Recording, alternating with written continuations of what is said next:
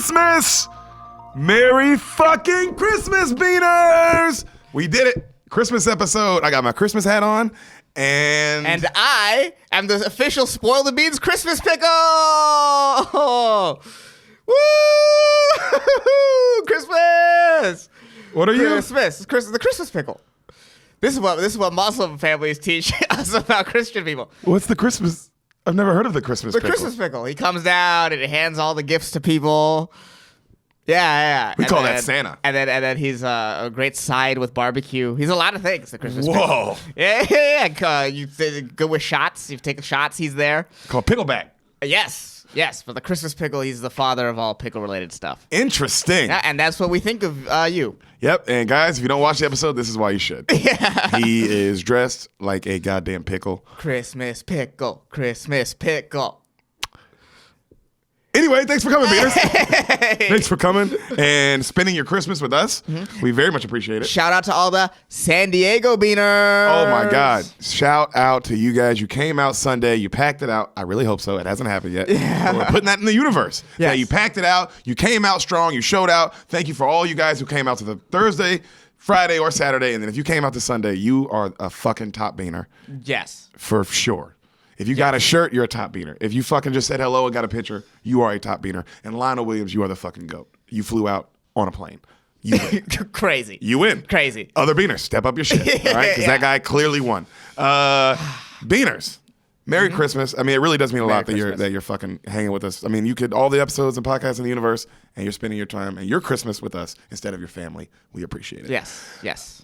Hassan, can we get in the movie today, Christmas episode? Because I want to get started. No, well, we got to talk about last week's episode first. I want to get going. Well, I watched The Good Son. Oh, you did that? And I have to tell you about it. Okay, I didn't know you did it. Yeah, I did it. Yeah. This is how I feel about it, right? It's crazy. It's crazy that no one talks about this movie, right? No one. Crazy. It's crazy. It's two A-list celebrities in it. And it's Macaulay Culkin as a serial killer. Yes. Right? So, in Home Alone primetime, in that time. Yeah. Right? And It's like 10 years after. I can't believe it. Not in one time in my life has any conversation come up where we'd be like, yo, remember that movie where Macaulay Culkin, like, killed a bunch of people? But like, I would have been like, what? And then they're like, Frodo's in it. Yeah, him and Elijah Wood. What? Yeah. Crazy no one talks about it. But at the same time, I've watched the movie, and I was like, man, I get how no one talks about this. Yeah, it makes 100% sense. Well, no one has ever spoke about that movie. And I get it. Yo, some movies, you don't have to talk about them. And this is one of them. No, some movies are just like, damn, I don't know. What was going on? Well, there's like a lot of steps had to be made. At what point do you think the people making this movie are like, man, this might be a bad movie? I'm going to guess the second week into shooting. The second week into shooting, I think they were like, fuck. You know what? We're already here. Let's just wrap it. We got to wrap it. That's right. Just push her off the cliff. What? Right. Just push her off the cliff. Yeah. We got to end this fucking movie. Yeah, it's going on. But wait, I'm just going to push my mama. Yep, push her off.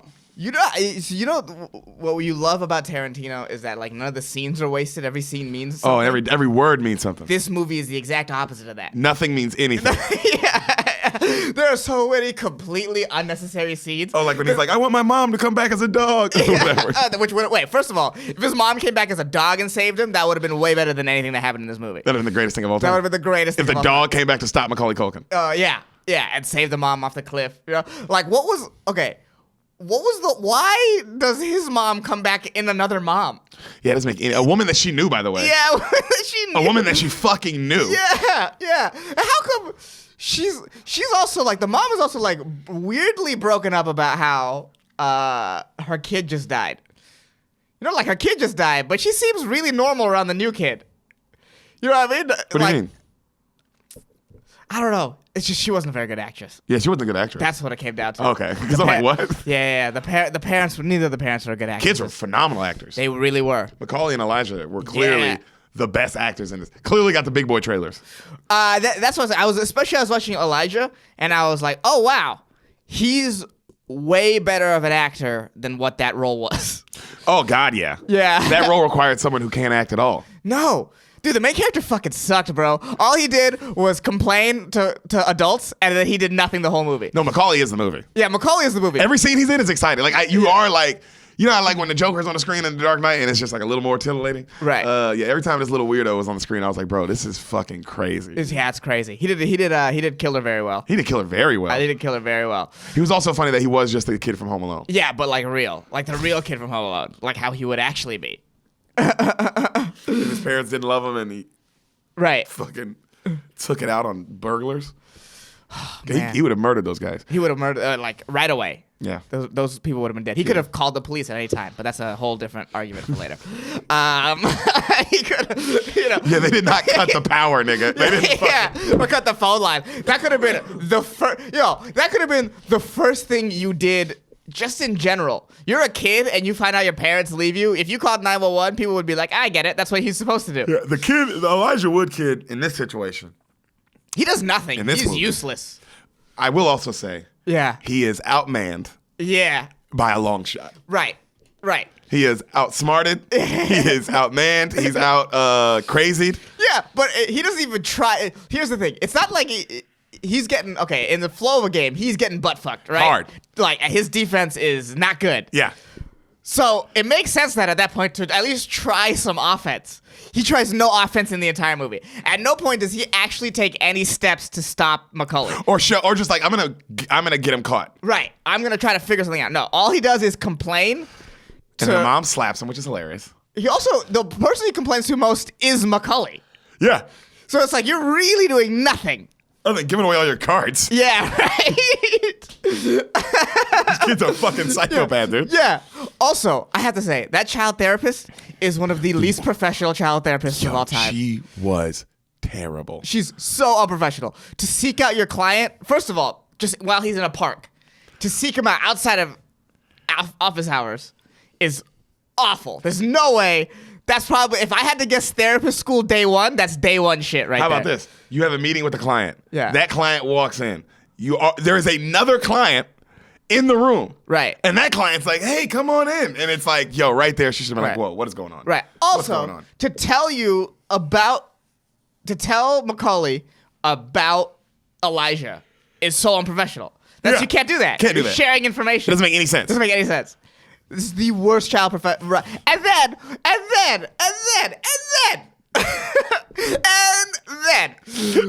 when Elijah breaks out the window, you know when he breaks out to go With the save chair, the mom? and the dad catches him. The dad, oh yeah, okay, and he gets away, and he brings the child therapist with him. What the fuck is she gonna do in that situation? Don't know. You think you're just gonna magically talk him off a cliff? No, clearly you need to get the cops. Yeah, something went wrong. This Yeah. one kid is adamant that your other kid is a murderer. And then Adamant. It's either he's lying or he's telling the truth, or it's either he's telling the truth, right, that your son is a murderer, or he's lying and you caught him about to kill your actual son. Yeah. So either way, It's extreme. You gotta call the police. What are you doing calling this 50-year-old fat useless woman? And his dad, who's Yeah. not gonna different. It's like, what is he gonna do? She's not even that fat. She's just a bad child psychologist. And to a the bad point where, actress. like, yeah, I want to give that to her. Yeah, you're fat. She is fat. She was fat and bad at her job. Yeah, that movie makes. Damn, bro. Yeah, you know what's crazy? I have a great time every time it's on. I watch it. Yeah. Every time it's ever been on since I saw it as a kid, I watched it every fucking time. Yeah. Because I have to see that mom make that decision, bro. Yeah. I have to, nigga. I gotta see that mom. Because they show Macaulay.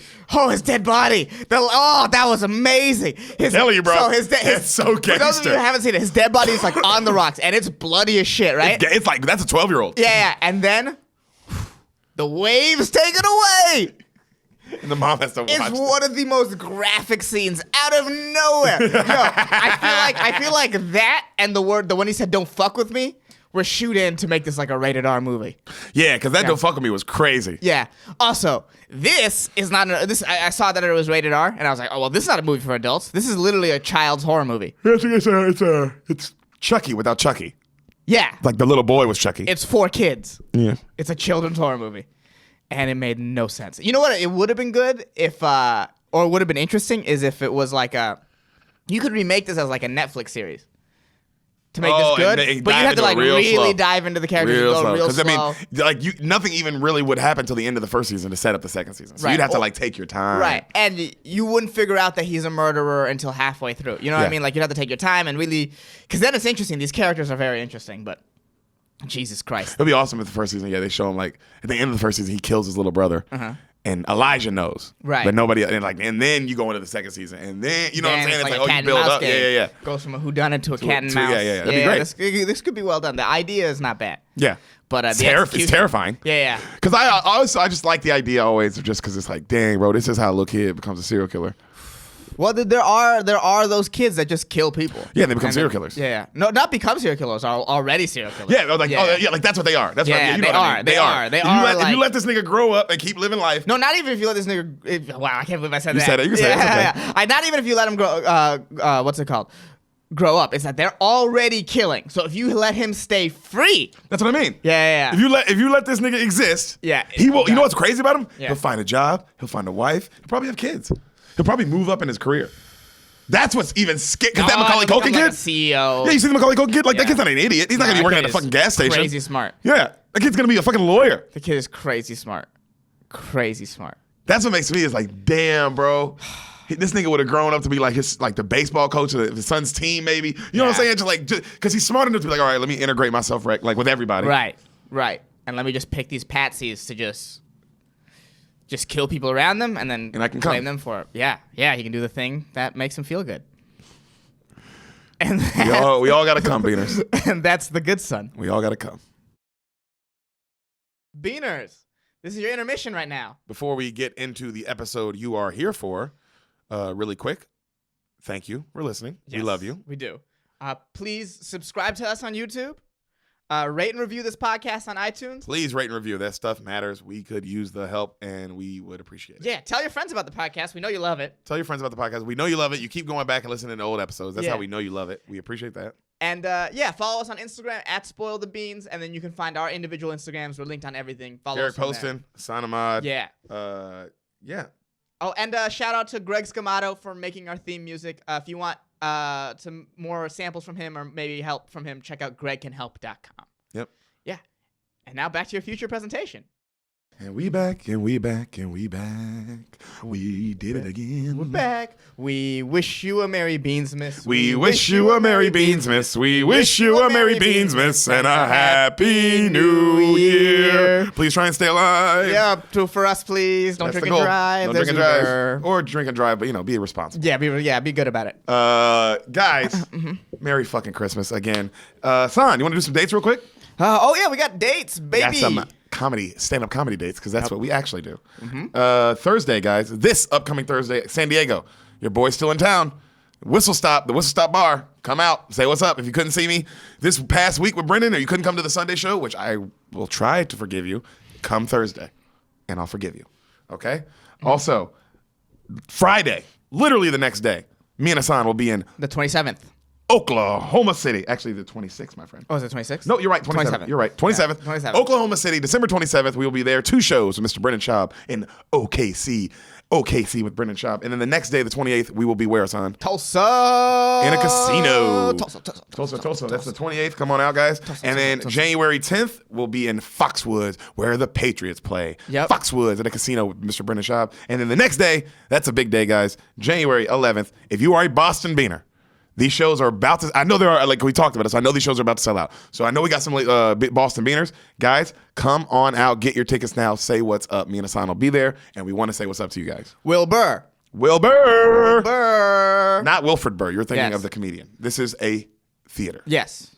Different things. Different things. I'll also be at the Southland Comedy Festival at some point in that time. I'll get you the dates next Hassan week. will be at a comedy festival, guys. Do it in LA. Doing the damn thing, buddy. Proud of you.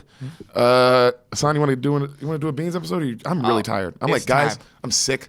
I'm tired. But we're here for you. I got the energy. I'll keep it going this week. Look at me. I'm a pickle. I'm Pickle Hassan. Look at me. Oh, God. Oh, man. I should have shown you my pickle pipe. Anyways, regardless. Let's do a movie. Yeah, we'll do it later. Let's do a movie. You want to do a movie, bud? Let's do a movie. I'll move my phone out the way. I don't want to be distracted. Yeah. How better yet than a movie? How about we do a Christmas movie? What do you think? Woo! Pumped up? I'm excited. I like Christmas movies. Me too. They're so much always fun. There's never not. You know what? I don't know movies, so I could be wrong about this. But every time I see a Christmas movie, I know it's never not going to be like The Good Son. You know what I mean? In any Or sort of way. 127 hours. Yeah. It's gonna be at the end of the day. There's some cheer involved in it. Yeah. Well, we try to do themed episode for you guys because we love you. And last year's Christmas episode was the classic Elf. So if you want to hit pause and go listen to that hour-and-a-half episode real quick and then come back to this, we don't mind you. We don't mind. Come right back. We'll be right here. But for the people who've already heard Elf and they want the new Christmas shit, let's get into it. But, fuck, I forgot something. God, you always do this. I always forget something. I literally every episode, like 101 episodes straight, I forgot something. Okay. 102 now. Okay. Hassan, fuck, real quick, before we start the episode, can you really, really fast tell me what you think happens in the classic, timeless motion picture, Trading Places? Wow. This is a Christmas movie? Just why don't you tell me what you think? This is a Christmas movie? Okay. I've heard of it. I don't know what happens in it. And all I know is that Eddie Murphy's in it. He is. So you tell me what you happen to Eddie. Okay. What happens to Eddie in Trading Places? This is one of his biggest classics. Just so you know. Yeah. People always bring it up when they talk about movies that they love. This is one of the big. It's one of the. I mean, Sam saw it for the first time today. Yeah. Mouth dropped. She was like, "This is one of the best movies I've ever seen in my life." I was like, "That's why." You're not breaking ground here. You're the one that's finding out. Okay. So, This is one of the, no bullshit. This is one of the greatest comedies of all time. I'm Most excited. original, so funny, perfect writing. Man, I can't wait for the all-woman remake. That's what I watch it. You know what? You With Leslie Jones and Brie Larson. You can describe the movie to me, but I'll wait for the all-woman remake to actually watch it. Okay. Because I want to watch the one that's right. That's true. Can we guess this one first? Okay. before you do that? Fine. All right. So here's what's gonna happen. What do you think happens to Eddie? Eddie, he trades places. So you know what? This is one of these movies where Eddie plays a bunch of people. Love it. Keep going. Yeah, Eddie's playing a bunch of people. And one of them's like a rich guy that owns a business. And then one of them's like a poor guy. And they look alike. They look alike. It's one of the it's a play on that. You know, the king and the prince or whatever. It's a play I know on exactly that. what you're. Yeah. And so No, this is when I say original, obviously the folklore of this tale, you know. Right. It's called Trading Places. Right. Yeah. But it has to be something like that. But as far as a movie, this is the first time we ever saw this in a movie. Right. You know what I'm saying? At a big budget box office, Eddie Murphy in his prime movie. Okay. Go. Continue. Well, you usually don't confirm right away, but so I appreciate it. Let's see. Well, because this is like, it's a folklore tale. It's like, Right. you've heard this, but Right. this is our first movie version. One's a rich guy, one's a poor guy. They look alike. I get They it, look yeah. alike, and they're like, let's switch places. Switch it. I hate my life. I hate my life. Yeah, for some reason. They always hate their lives. Yeah. The rich guy, it makes no sense why he hates his life. Yeah, rich guy makes no sense. It's all for the rich guy. It's all about like learning how to love the people around you. Yeah, That's clearly, what- you're just an asshole, probably. Yeah, lesson. And the poor guy He gets money. Yeah, he gets money, but it's also like, oh, I'm kind of out of my depth here. I there's am like- not supposed to be rich. Yeah, there's actually rich guy decisions I have to make. And I'm not ready. Yeah, So what and maybe the the rich guy helps mend the poor guy's relationship with his family. Yeah. And then the poor guy finds someone who notices someone in his office trying to fuck over the rich guy, and he's able to, with his street smarts, How Yeah. the poor guy has street smarts? Yeah, he has street smarts. Yeah. And then he outmaneuvers the guy and saves the guy's business. Yeah. And then they end up to be like, oh, I love my life, yada, yada, yada. And they go back to their lives, and then the rich guy hires the poor guy. And they work together. They work together. That's a beautiful movie. That's fun. They're a good team. That's fun. And it happens all around Christmas. I was about to say, nothing you said had Christmas in it, but all right. Hey, you like that? That's safe right there. You right slid in. Right under the Slid in. tag. You felt that? I felt that. You slid in. Because I was in. literally, my next move was no Christmas theme, but okay. Yeah, I'm one step ahead, bitches. All right, Pickle dude. Hassan. Pickle Hassan is ready for a fucking Christmas show. I am ready for this movie. You ready, buddy? Yes. I'm ready too. Movie starts. It'd be really funny if you died right now. Yo, talk about our biggest episode yet. How funny would it be? And then I never get to learn what happens in Trading Places. No, how would you watch it then? It'd be traumatizing. How traumatizing would that be ever trying to watch this fucking movie? That would, yeah. You couldn't get through it. Well, Or maybe I can overcome, and that's the Christmas spirit I have to learn. Whew, God, we're talking about a lot of like, yo, Hassan, why is Hassan crying so much in Trading Places? He cried the whole movie. Yeah. It's a funny movie. It makes no sense. Yeah, why is he wearing a pickle costume? Yeah, It's a what is lie. he is bawling, dude. Movie starts. Okay. Fancy ass music. Like that kind of shit. We see shots of the city of Philadelphia. We were just there. Shout out to Philly. We love you guys. A lot of beaners in Philly. We Yeah, love you. Good food. Great food. Philly. And people are heading to work. They're showing, credits are rolling, that kind. Not a 90s movie. This movie came out in 83, but this was where they found that idea. Oh, the credits? Of the credits, Okay. of it being 30 minutes long, of Okay. it just showing people going to work, coming to work, working. We Okay. get it. People have jobs. I don't know why they thought we didn't know. I wonder, one day, man, we're going to find Agent Zero. We're going to find the first movie that did it like this. 83, this is the first one so far. This is the farthest back so far. Furthest back. So this right now, this is where the outbreak started. God. This Also, is- imagine how Eddie Murphy was the most famous person on the planet in Yeah. 83. In 80, he's already Eddie Murphy. This is Delirious is out. Coming to America. These movies have already Saturday 48 Night- hours. Saturday Saturday Night Night Live. Live. Yeah. He's already the biggest star on planet Earth. Yeah. And then this movie, it's like, God, in 83, nigga. Ooh. Jesus Christ, what a long career. Insane and just consistent. So we see Butler preparing a man's breakfast. Okay. Right, a rich guy. It's like a rich house and shit. And you see shots keep going back and forth. It's still the credits, but it's poor people in Philadelphia, the rich guy's breakfast. Okay. Poor people in Philadelphia, the rich guy's house. Poor people in Philadelphia, the rich guy's car. You know what I'm saying? Like, Okay. they're just setting it up. Okay. You hear the butler go, "Your breakfast, sir." It's kind of like the, you remember that music video Over and Over Again by Nelly? Kind of like that? Yes. Okay. Yes. Okay. Now I think about it over and over again. I think about that video over and over again. Yeah, if you guys haven't watched the video, watch it. Hit pause, Just- watch this, Yeah, and come back. Just see how right I am. Yep. We see our lead in Yeah. bed, Ooh.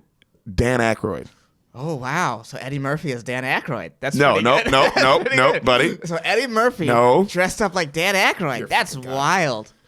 Let me tell you something. If you did, this would be the greatest man ever. Let me tell you something. If that was Eddie Murphy being Dan Aykroyd, then he is the greatest actor of all time. I don't Yeah. know why he didn't win 3 Oscars for this role. Yeah. Because he is Dan Aykroyd. Okay. Okay. Okay? Okay. You can if you want Eddie Murphy to be Dan Aykroyd this whole movie, that is up to you. I'm not going to Right. stop you from your know what? beliefs. I think it's going to be easier if I just picture him as Dan Aykroyd. Might be easier, just consistency wise, for sure. Yeah, yeah. There are a lot of scenes together. So it can get really confusing. And also, wow, how did he do that? Yeah. Did you know Dan Aykroyd was in this, by the way? I had no idea. He's the lead in this. This movie's awesome, dude. 83 Dan Aykroyd, very skinny, very young. Yo, Man, Dan Aykroyd, what a star. dude, both careers on these guys. That's why also this movie's so good. Is these two together? So it's like Right, just in their perfect prime. comedy gold. Your breakfast, sir. His butler like cut to he's like he wakes Dan Aykroyd and he's all like like snooty, Right. and then it cuts to the butler's giving him a shave as he's reading the stock market on the paper, and then the butler's like you see him picking his clothes out, and Dan Aykroyd's clearly an asshole. Yeah. You know what I mean? He's like Yeah. they're letting you know this nigga sucks. Yeah, you got to be. Okay.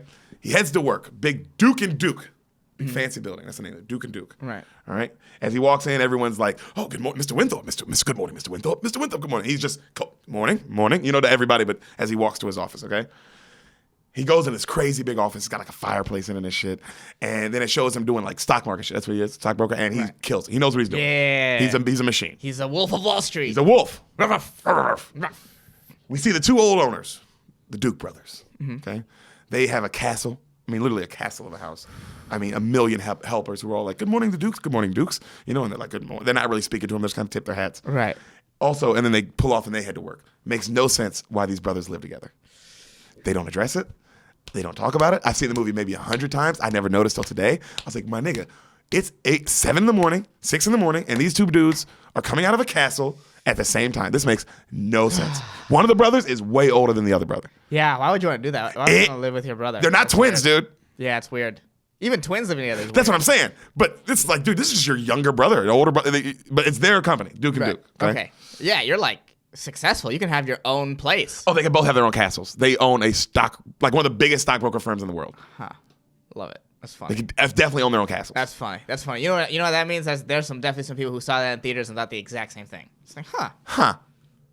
You know why you probably didn't think that? You're probably not old enough to. You were when you first watched it. You were I definitely was not old never enough to old enough understand that. to be like, why the fuck would they live together? Yeah. Makes no sense. No, as a kid, you're like, yep, two brothers. Yep. They live in the same Right, house. why they have two different houses? But all the adults are like, dude, what the fuck? It's like the time our friend Jeffrey Berner, who's a door guy at the Comedy Store, he works the lot, which I work as well. I used to work.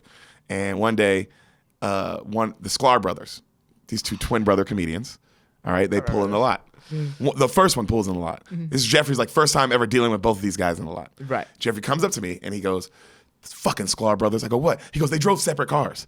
And I go, well, Jeffrey, did you think one of them was going to drive to the other one's house? Did they get in a car together and then come to the Comedy Store?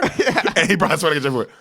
Oh, yeah. Oh, they live in separate houses. Oh, yeah, they're different men. Yeah. Thought they were just twin brothers. Yeah. That is funny. But I get the idea to be like, oh, twins will just live together. That's a growing up moment. Yeah. You realize like, oh, also, yeah, when you're worth a that's not parking lot, drive one car. You know what I mean? Hey, drive one car, guys. Yeah, successful comedians. Like extremely successful. Long careers, both of them. Yeah, great careers. Cheap seats, baby. Oh, yeah, Cheap Seats. Good show. What the fuck are we even talking about? Who knows? God damn it. I'm in a pickle. So Mortimer, he's the younger looking brother, okay? And Do we recognize the brothers? yes, that just from old, like this is an 83 movie, so these dudes are old in this movie, so Right. you'd only recognize them from shit before this. Okay. So I can't tell you, but yeah, you've seen these niggas. Okay. You've seen Coming to America, right? Yes. They have a small scene in Coming to America, and it's a great. I'll get Okay, there, so though. they're like Eddie Murphy people. Yes. Well, I don't know about that, but they were in two of his, like a cameo in one, and then in this one. Okay. Yeah. So Mortimer, the younger looking brother, like they get to work, and they're on their way to work, and he's saying how he thinks Winthorpe is wrong about pork belly stock. You know what I mean? The older brother's like, no, you got to trust him. He knows what he's doing. And then they argue, and he's like, and then sure enough, Winthorpe, he was right. You know what I mean? Stocks went up. They call him and they tell him, God damn, Winthorpe, that was a great move. And he's just like, yo, welcome to you know, Dan Aykroyd's so funny in this, bro. He's so snooty. So they get to their job, the big building, and they get out. A homeless guy comes up, like on a little cart, and he's like, Merry Christmas, Merry Christmas. He's blind. Eddie Murphy. He's got no legs, okay? And he's begging for money. He's like, oh, come on, come on, y'all know I need some money, come on, y'all. And then the one guy's like, get away from me, you son of a bitch. He's hitting him with his paper. He's like, oh, come on, dog. You know, and he's just yelling, just being a ridiculous person. Right. And then they finally leave, and he's like, I want to appreciate this. You know, and then he just strolls off, right? Right. So Randolph is the older Duke brother. So you got Okay. Mortimer. And Stephen Randolph. Stephen Randolph, that's right. And he keeps talking of human nature. And human nature and just how human beings behave and all this stuff. And the other brother's like, hey, you need to stop. You keep talking about that shit. Just focus on money. He's like, I care about pork belly prices. I don't care about human nature, you know? Ooh. And then as this is happening, the butler comes up, like a black butler for these guys. And they go, James, glad you're here. Thought I forgot about your Christmas bonus? And the black guy smiles. And then he hands him a $5 bill. And the black guy looks at it. Love it. Love it. And he looks kind of at the camera and he goes, thank you, sir. I can go to the movies by myself. And then the other brother goes, half of that's from me. And then they get back to work. And the black guy's just like, and he walks out. So great. Love So it. great. Love it. That's how you become a billionaire. That is how you become a billionaire. You Just treat people treat like shit. garbage. So That's how you do it. you gotta Everyone who save wants every to. dollar. Yep. And you gotta treat people poorly. Yep. Because you have to take from them. Yeah, too. That's the only way you get $1 billion. Yep. And they don't. But you can do it. Work hard, baby. Hey. So Winthorpe, he's walking through the company, he sees these other kind of rich, snooty like brokers, and they all kind of talk shit to each other a little bit. You know what I Right. mean? And then Winthorpe, he takes all the checks to the Dukes because he's like he runs all like the payroll. Right. Okay. Okay. So he takes all the checks, and then he goes, "Hey, there was one problem though," and he holds up one check for $50,000 to a Clarence Beeks. I didn't know what this was about, and they all like, "Oh, don't," you know, they get all nervous, like, "Oh, don't worry about that. That's personal work for us." And he goes, "Oh, okay," because I never recognized. They're like, "Don't worry about it, Winthorpe. It's fine." And he's like, "Oh, "Okay." Right. And then they talk about how he's getting married soon, and they're like, "All right, well, go off. You know, enjoy your night." And he's like, "Thank you, sir." You know, and he leaves. So he leaves. They start talking about how good Winthorpe is, but they argue over why. One brother says, it's because of his environment. That's the older brother. It's like it's in his environment. He was raised in a good environment. He's around a good environment his whole life. That's why he just is what he is. The other brother's like, no, it's in his blood. You are who you are when you're born. You know what I mean? It's not about your environment. You just, whoever you're going to be, which both argue, it's a good argument. This is a legit philosophical argument. Yo, you're telling me this whole movie is a nature versus nurture type thing? This movie's amazing, dude. So, I mean, 96% on Rotten Tomatoes for a reason. Yo, what? That's like a real philosophical debate that they're going into in this movie. And then they put 2 star good actors in it. But funny ones. You ready to keep going? No. Okay, we can stop. Yep. That's Later, all I guys. really needed. Spoil the beans. Yeah. So they're arguing about Whoa, that. that's crazy. We see cut back to Eddie Murphy, all right, as they're arguing about that. He's harassing people on the street, just harassing a woman, trying to get money, and a woman walks off and he's like, "You bitch!" You know, he's just being funny. Right. Hilarious. Right. The cops come up to him, right, and he starts acting all blind again. He's like, "Oh, hey, who that messing with me? Who talking to me?" And they're like, "You know, we've heard about a lot of crooks over here pretending to be blind and pretending to be, veterans so they can beg people for money.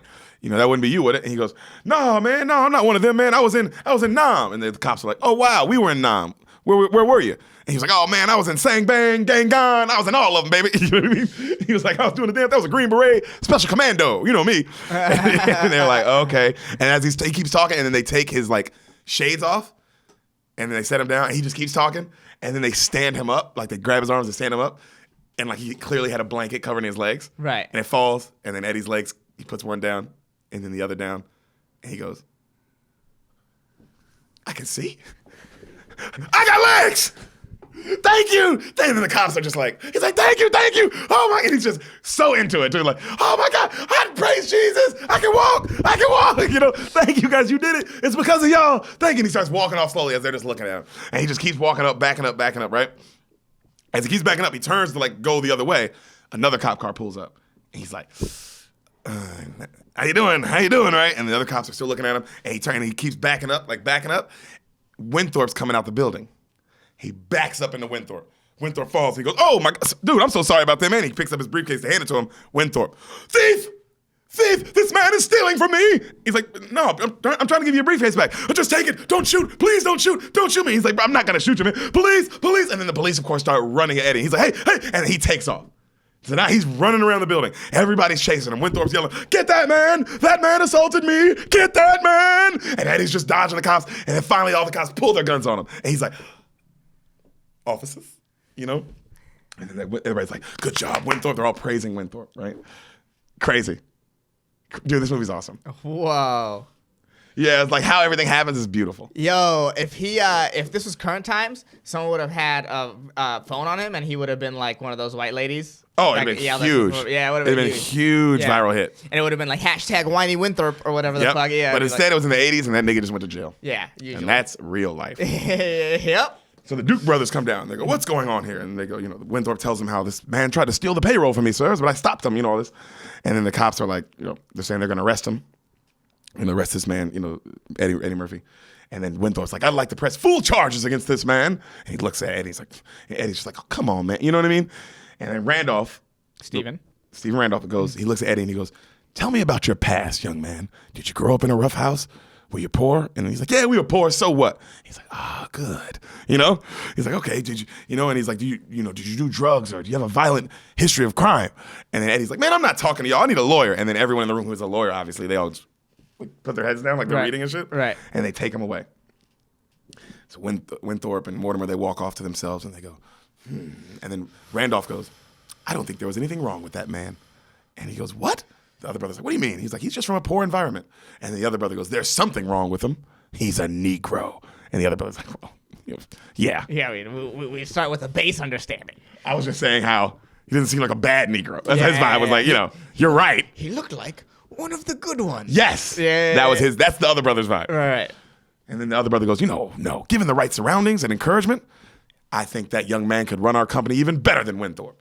And the other brother's like, "So really? Well, how about a wager?" Man, I'll tell you this about rich people. What, buddy? They always be running human experiments. Yeah, because they're bored. Yeah. What do you do after you get $1 billion? Like, honestly, what do you do after you get $1 billion? Like, what do you do? Yeah, you experiment on people. Yeah, that's what I would do. That's what Amazon's probably doing. For sure. I hope so. We got to figure some shit out, man. We got to cure cancer. We got shit to do. Yeah, that is a good point. That's how you do it. That is a good You run point. fucking human experiments on people. Oh, man. Well, The more you know. Merry Christmas, everybody.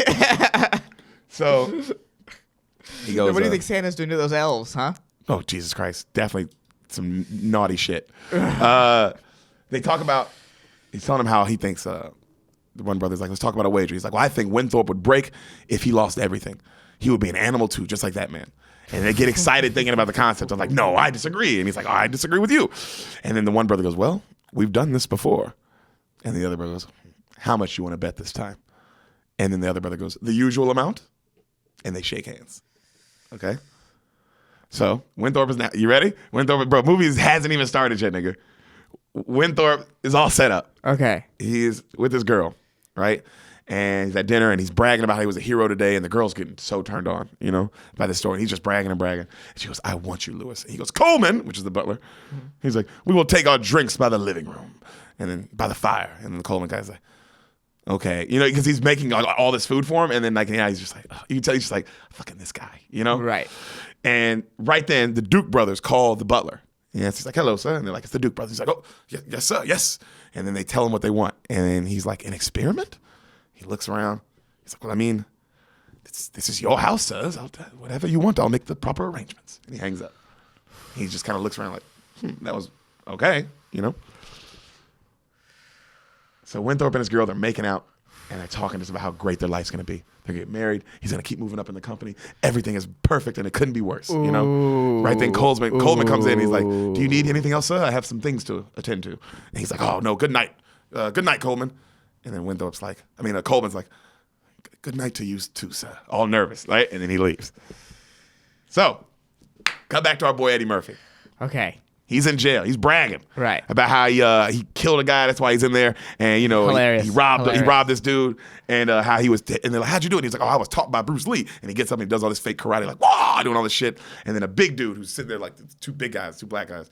They're like, man, we saw you when you got booked. You cried like a pussy. And the other black guy's like, yeah. And he goes, no, brothers, that was tear gas. You know what I'm saying? I came in with the crime because they hit me with the tear gas. Y'all don't know nothing. And he go, you was in a fight? And he goes, yeah.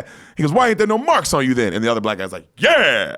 And Eddie Murphy goes, because you dummies. That's because I'm a karate man. Karate man bruise on the inside. You don't know how karate works? Bro, I'm not playing. One of the most funny lines that ever. I laugh. Karate man bruise on the inside. That's one of the greatest bullshit lines of all time. So quick, so fast. I was like, really, did he there's no way he didn't riff that. Right. Oh my God. Karate man bruise on the inside. Y'all don't know shit. That's crazy. It's going off, right? And then also, by the way, there's an extra in the scene, and there's extras. One of the extras, he has no lines, but he's just one of the extras. Gus Fring from Breaking Bad. And he is a teenager in this bitch. It's him. Like, you right when you see him, you're like, nigga, that's Gus. That's crazy. That's crazy how long some people were in Hollywood before they broke. Bro, you gotta. This is a real. Because think about it, he was just an extra. He was an extra, just like everyone else was. He didn't have no lines. Yeah. He was literally just in this one scene. He's just an extra. You just wait. You fucking wait, bro. Wait. You fucking work and work. Wait and work, and when your opportunity comes, you just knock it out of the park. Knock it out. You got to. You got to. That's any job, I feel like, right? If you wait enough, you'll get a chance. You'll get a chance. What's that saying? Like hard work meets luck? Yeah. Like hard work and opportunity, and like they all got it. But you got to be working hard. You got to be not quit. It's just so many factors. But I love when I see that shit. Yeah. 83, bro. This nigga's an extra. This is 1983. Breaking Bad didn't come out till what? 2009, nigga? Like what? Yeah. I mean, no, after 2009, right? Probably. Yeah, I was in college when Breaking Bad was a thing. Nigga, I was out of college. You're right. This shit, Breaking Bad came out 2011, 12. Yeah. 83, he's an extra in it, but he's an extra in a classic. He's an extra in a classic. Like a timeless classic that people watch forever. People talk about still. So, right then, the big dudes are about to kick Eddie's ass. And then the cop comes in. Hey, Billy Ray Valentine. That's his name. Billy Ray Valentine. Great name. Almost like Buddy Love. Yeah. Literally like, yeah, me too.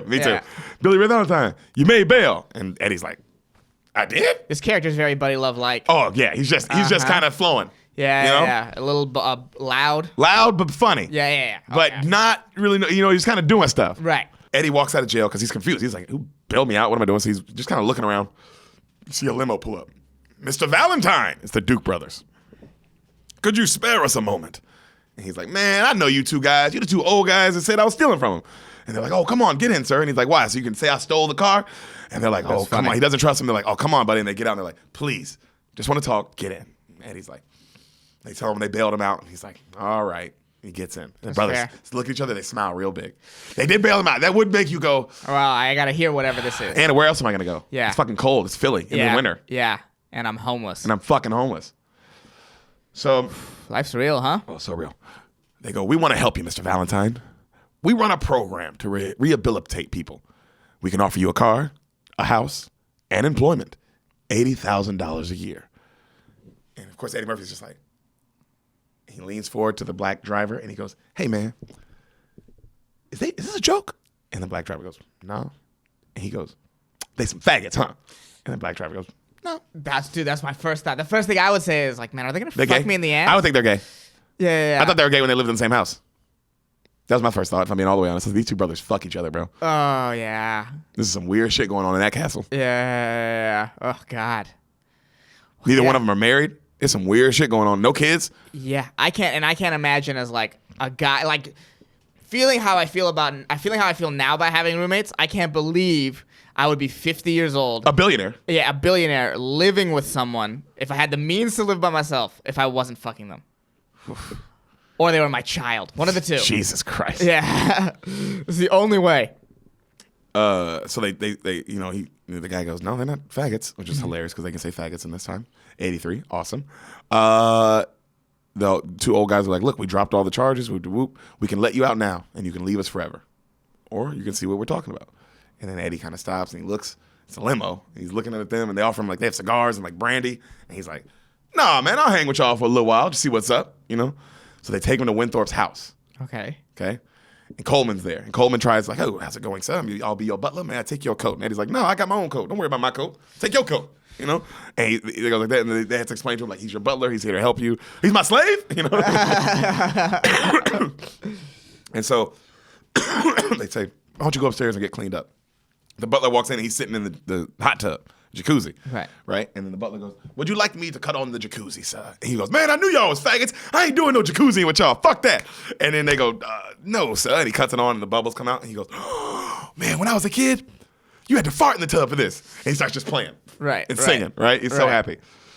So the butler comes out and the Duke brothers just say racist shit about Eddie. They're just like, this black guy, look at, he won't know what hit him. He's such an idiot. Like all this shit, right? Yeah. Oh, basically. Yeah.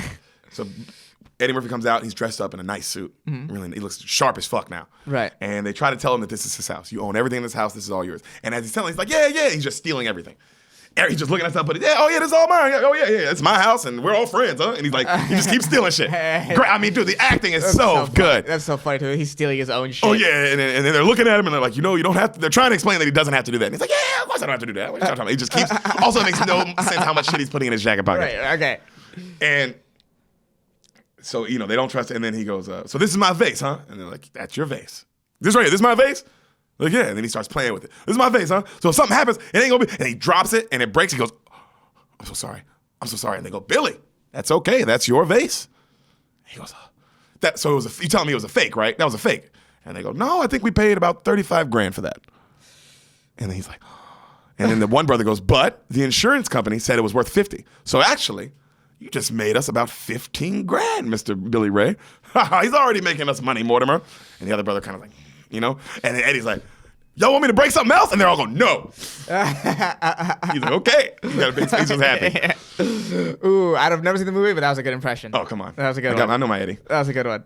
So we see the Dukes talking to a man. Okay. The man, one of the other leads in this, the principal from the Breakfast Club. That guy. You know that guy. The weird guy. Weird guy. Crazy principal. Crazy guy. Yeah, is he weird? He is the exact same character. Yeah. I think also he only plays that character because he's been that character in another classic too. But Breakfast Club and that, these are timeless. And what is he again? Sorry, I lost track. No, what is he? Yeah. He's just a guy. We don't know who he is. Okay, he's just a guy. The Dukes are talking to him. That's you see. That's all whisper. I You don't know. hear it. You just you recognize. You're like, oh, that's that dude. You know what I mean? Okay. And as they're talking to him, Winthorpe walks by and then they point at him and he's like, that guy? And they're like, okay. So you know what they were talking about probably. Right. Okay. And then the one brother goes, do you think we're pushing our luck here using Mr. Beeks for two things? We're already using him for the one. And then the guy goes, oh no, Mr. Beeks can handle this. Okay. Remember Clarence Beeks? Remember the 50,000 from earlier? Okay. All right. So they call all the men into the big conference meeting room, like all the men who work for Duke and Duke. Okay. And Beeks is walking in, and Winthorpe's walking in, and he bumps into him, and you see him drop something in his pocket, into Winthorpe's pocket. And Winthorpe looks at him. He's like, "Oh, sorry about that." He's like, all right, and they keep going. Right. Okay. Guy gets up. Gentlemen, something is rotten in our club. A thief sitting among us.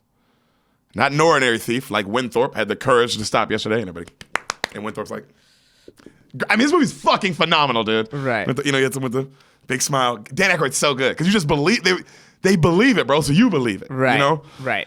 And then he goes, "This man is an even lower level." We'd like to call up the head of security for Duke and Duke, Clarence Beeks. Beeks walks up. "I'd like you all to stand." They all stand up. They're kind of looking around. "I want you to place your left hand on the shoulder to the man of your left." They all do it.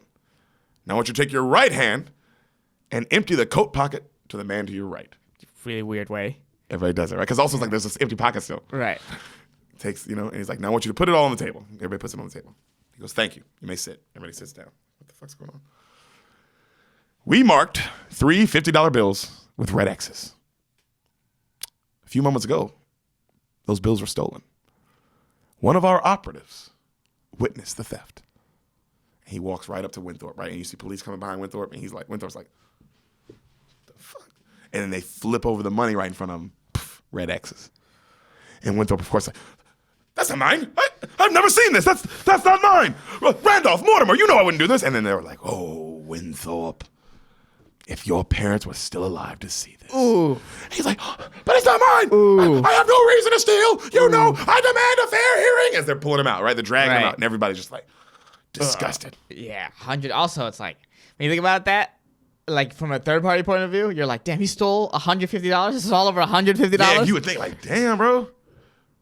What? Are you drugs? That's why I'd be like drugs. Yeah, like damn, he's doing some other shit. Yeah. So you see, they bring him in, like they arrest him, right? You Right. see Beeks, he like follows behind.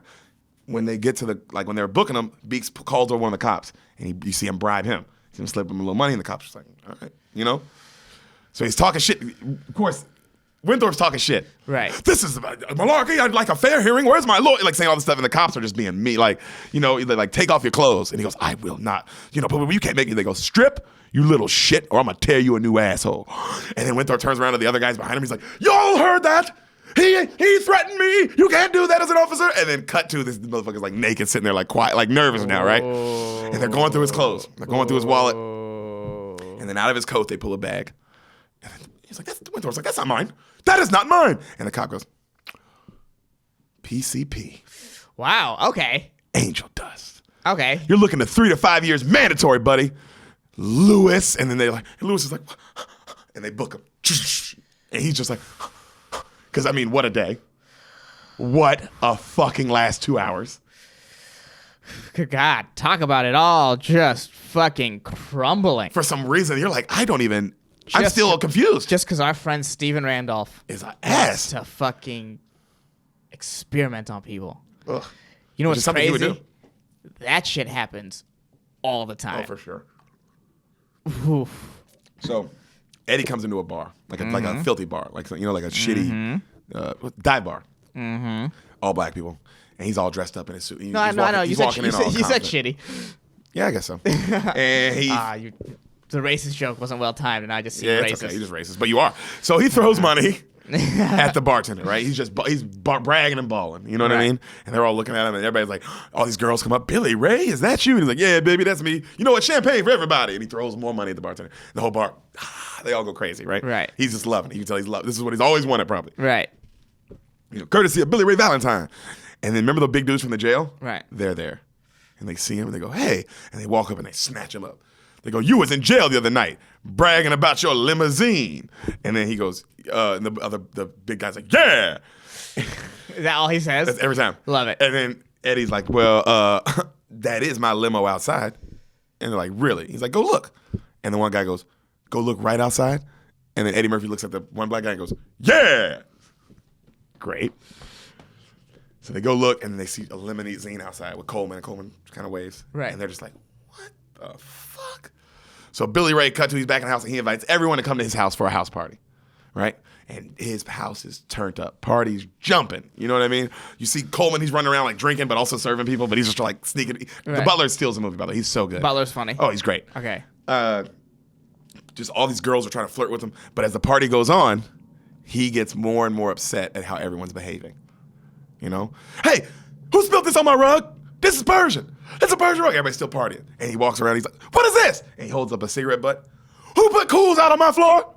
He stands up on the table. Who put Cool out on my floor? And everybody just keeps, nobody's paying attention to him. Right. And he's just like, what the fuck? You know? And then he keeps walking around. He's like, people haven't heard of coasters. And he starts putting all the things on coasters. He's just getting more and more mad. This is good writing. Oh, it's phenomenal. This is good writing. You know, so right then, Coleman asks if, like, sir, do you need anything else for your guests? And then Eddie's like, man, fuck them. And he goes, by the way, there were more people here. Where are they? And he goes, I seen some head upstairs to your room, sir. He goes, and he runs upstairs and he opens the door and a hot piece of ass is there, butt naked. Amazing tits. Just perfect tits. And she's like, hey, Billy Ray. And he's like, oh, get out of here. She's like, what? He's like, get downstairs, right? And then they go downstairs and all the girls now have their tits out. Just full on partying in this mansion. They're all going crazy. Whoa. Coleman is like, he's loving it. Whoa. Eddie comes down, hey, can I get everyone's attention? All the girls' tits are out, they stop. Get the fuck out! And you see it one by one, everybody leaving, right? And they're taking all their coats off Coleman. Like, you know, he's like, you can't see his face, and it goes all the way down till you can see his face. He's just like, he's just still happy, you know? And then Eddie comes out as they're all leaving. He goes, and be quiet out there. My neighbor's trying to sleep. They work too. He slams the door, and the butler's kind of looking at him like, whoa. Yeah. Right? And he goes, your friends really enjoyed themselves, sir. It was a great success. And he goes, man, those ain't friends, Coleman. Those are freeloaders. And he's all mad. And Coleman's like, why don't you just go retire, sir? I'll straighten everything up. And then Eddie looks at him. He's like, yeah, I'll retire. And then he goes to walk, and he's like, good night, Coleman. And then he stops. He's like, thanks, man. And Coleman's like, good night, sir. Like, you can tell he's like, oh, this is a good guy. This is not what I thought it was going to be. Right. He said, thank you. Yeah, exactly. Yeah. You can see he's like, oh, this is okay. You know, great acting. Phenomenal acting. Right. So, right, the next scene, Winthorpe, he's in jail. They're like, let's go, Winthorpe. And he looks up, and his face is all bloody, huge black eyes. So they've been beating the shit out of him while he's in jail. Beating his ass, bro. He's fucked up. Well, yeah, these are 80s cops. They can get away with a lot. Oh, dude. Mm-hmm. He gets out. We see Beeks. He's outside the jail, and he's like talking to somebody and bribing them. Right. And he points at like Winthorpe, like the guy at Winthorpe. And the girl turns. It's our other lead. This is the third lead of this movie. Okay. Principal's the fourth. This is the third. Actually, the Dukes would be the fourth. So this is our third lead of the movie, though. All right, this is someone important. Jamie Lee Curtis. In her prime. Oh, wow. She is. When I say fine as fuck, nigga. Oh, I didn't know she used to be this. I mean, I remember, but watching today, I was like, oh my God. No, I kind of only remember older Jamie Lee Curtis. Ooh, young Jamie Lee. Ooh. Nigga. Oh my God. All right. Just watch the movie now. Also, she's a phenomenal actress. Just watch the movie now. Damn, bro. Everyone in this movie can act. Like, they got A-list actors. She's a great actress. Yeah. She's a great actress. So, she, you know, he bribes her. She's like, okay, you know. We see Winthorpe's girl. She's waiting for him outside the jail with these animals, just horrible people, right? And he comes out, he's like, darling! And he runs up to hug her, and she's like, oh, what are you doing? You're making a scene, Winthorpe. And he goes, oh, honey, do you know what I've been through? And she goes, I'm so ashamed. You've been, she looks at his face, you've been fighting, and you smell. And he goes, Penelope. Her name's Penelope? But they beat me up and stole my clothes. He turns, those men tried to have sex with me. Nigga, Dan Aykroyd is funny as hell. And she goes, Winthorpe. He goes, honey, they tried to pull my pants down. And as he's saying, it's like the scene cuts to the next scene. Right. Bro, it's so subtle. That's really funny. That's really funny. The way he says it, too. Those men tried to have sex with me. Like, as he yells, like, everyone's going to be like, oh, you know? I was like, yeah, you trying to get fucked. It's jail. Yeah, this is jail, bro. And then she gets outside. She goes, stealing, Lewis. Heroin, Lewis. And he goes, honey, I've never stolen a thing in my life. And it wasn't heroin. It was angel's dust, PCP, honey. And she goes, oh. He goes, but I swear I am not a dealer. God is my witness, honey. I am not a drug dealer. She goes, oh, Lewis. He's like, thank you, honey. And then she goes to kiss him. Right then, Jamie Lee comes up. She goes, oh, Lewis, I'm hurting, baby. And she starts making out with him. And the girl's like, oh. And he's like, what? Get off of me. And she's like, you know, I need a shot, please, please. And she kisses him again. She's like, come on, baby. I just a dime bag. You know, I'll do anything. Ooh, I need it from you, please. And then she's like, and then the Penelope goes like, you lying creep. And she smacks him, right? And then Lewis is like, what? You know? The hottest junkie of all time. Hottest junkie of all time. Yeah. So yeah. he goes, Todd was right about you, the girl. She says, Todd was right about you. And she throws her ring at him, you know, their engagement ring. Oof. He goes, Penelope.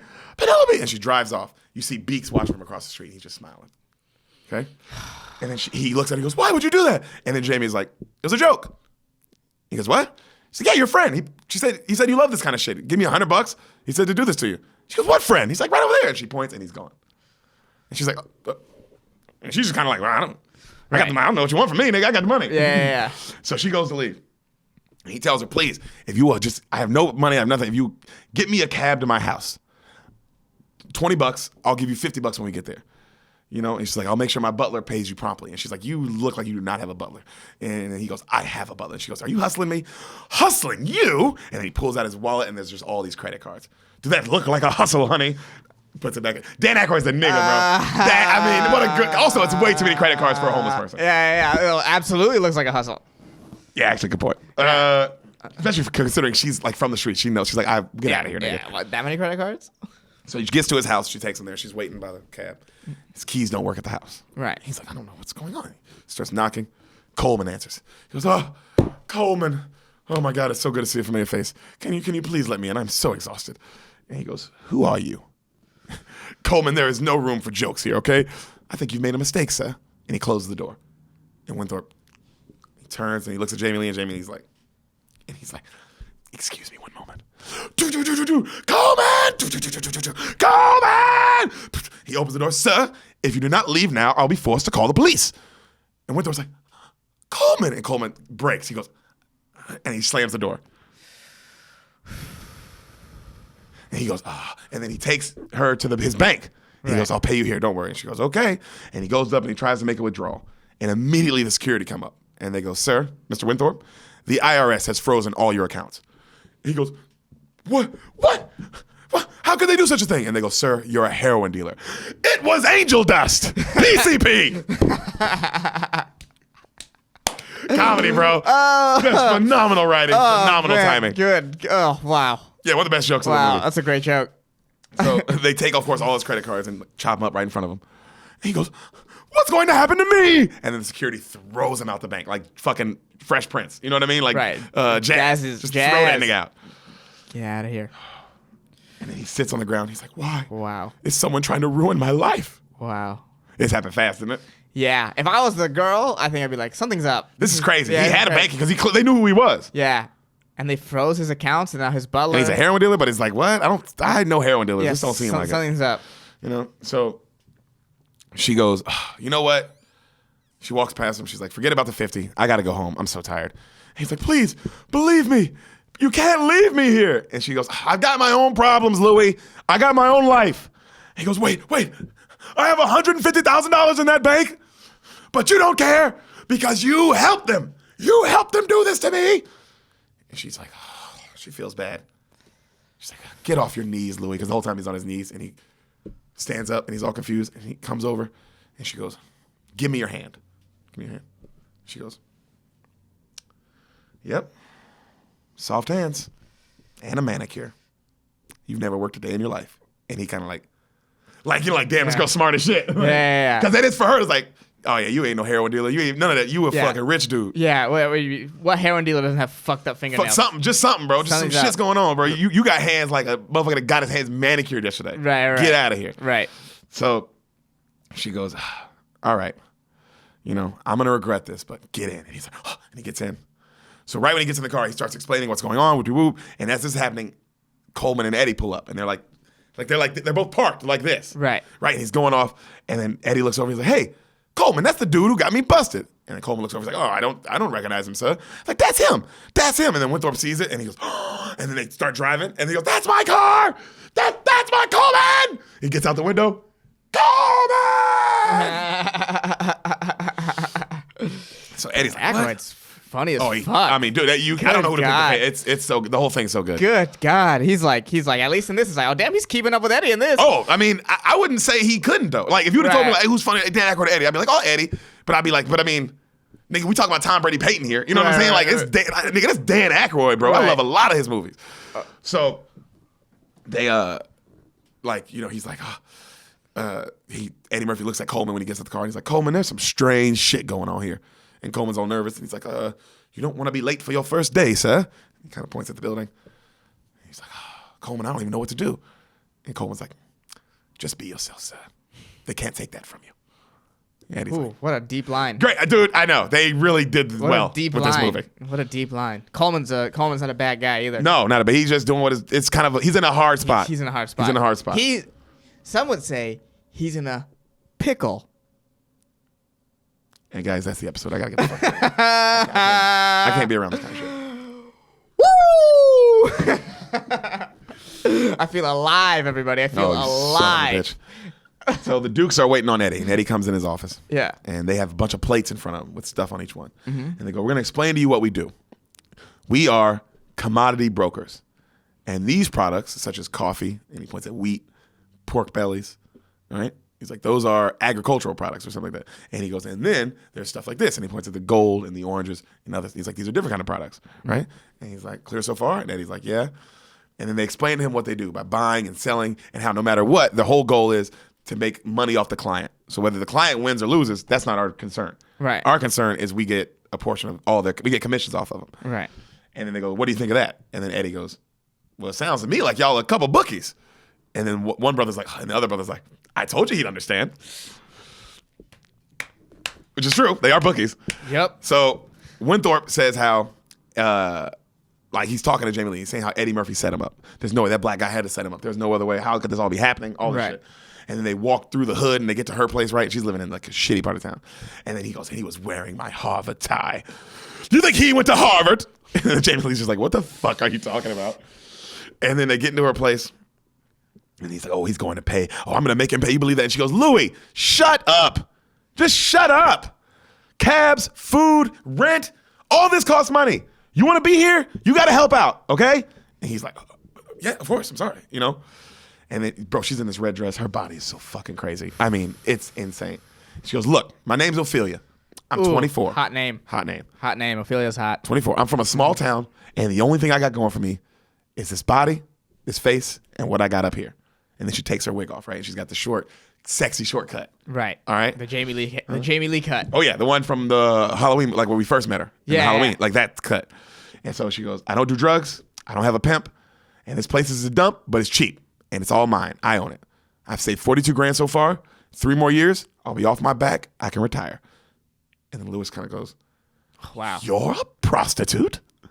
And she's like, you know, just dumb. Also, she's clearly a prostitute. The moment you see her, Right. The wig. The pretty, she looks like Pretty Woman. Right. You know what I'm saying? Where it's Right. like, I know what you are. All right. So, you know, she goes, 22 grand. That is a lot of a money. lot of money from fucking. Right. She goes, this is a business, Louis. I help you, then you pay me. Cash, 5 figures, not up for negotiation. He's like, oh, okay, deal. And then she pulls her shirt off, bro.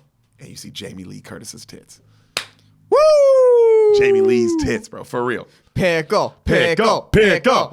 She's insanely hot. Her titties are perfect. Her body's insane. And then she goes, and she looks at him, and he's just like, oh.